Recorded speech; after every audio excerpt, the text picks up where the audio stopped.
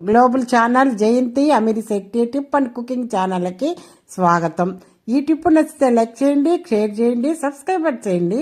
మొదటిగా ఈ ఛానల్ చూసేవాళ్ళు సబ్స్క్రైబర్ చేసుకోండి. ఇప్పుడు మనం ఇది ఉల్లగడ్డని ఆలుగడ్డ అంటారు, ఇంగ్లీష్లో పొటాటో అంటారండి. మేము నెల్లూరు సైడు ఉల్లగడ్డ అంటాము. దీనిని ఎప్పుడు ఇట్లాగైనా ఈ కూరలో ఇగురు అవి చేసుకుంటుంటాం కదా, ఉర్లగడ్డ కుర్మాయి. ఈసారి దీనిని మేము పిట్టు అంటామండి. పిట్టు తయారీ అంటే ఉర్లగడ్డ పొడి కూర అంటారు, పిట్టు అంటారు. ఇది ఎలా తయారు చేస్తారో చూద్దామా? వీడియో స్కిప్ చేయకుండా లాస్ట్ వరకు చూడండి. మంచి ఉల్లగడ్డలు తీసుకొని ఉడికించాలా, దాన్ని ఉడికిపోయిన తర్వాత పై చెక్క అంతా తీసేసుకొని ఇలా తీసుకొని ఇలా నలపాలండి. నలిపేసేసుకొని పక్కన పెట్టుకోవాలా.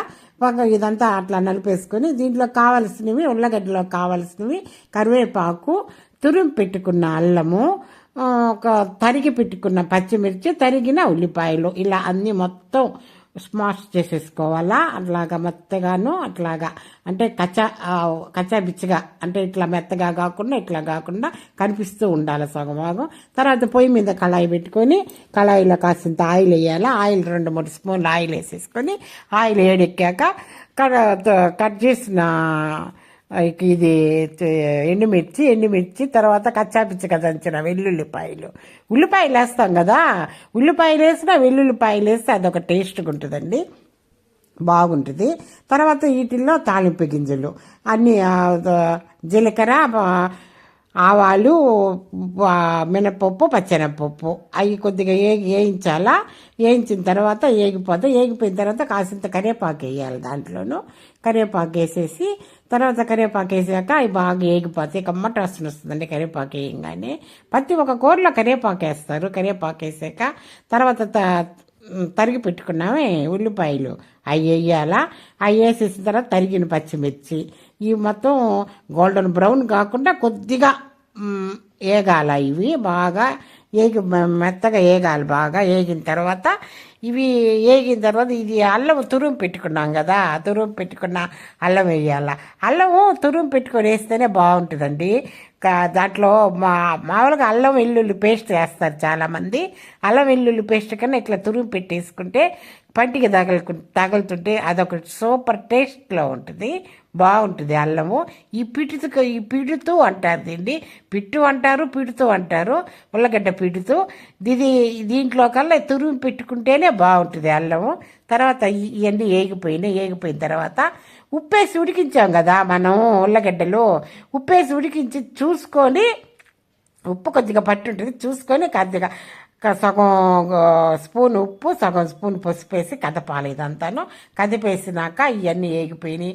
ఒక అల్లము, పచ్చిమిర్చి, ఉల్లిపాయలు అన్నీ ఏగిపోయినాయి.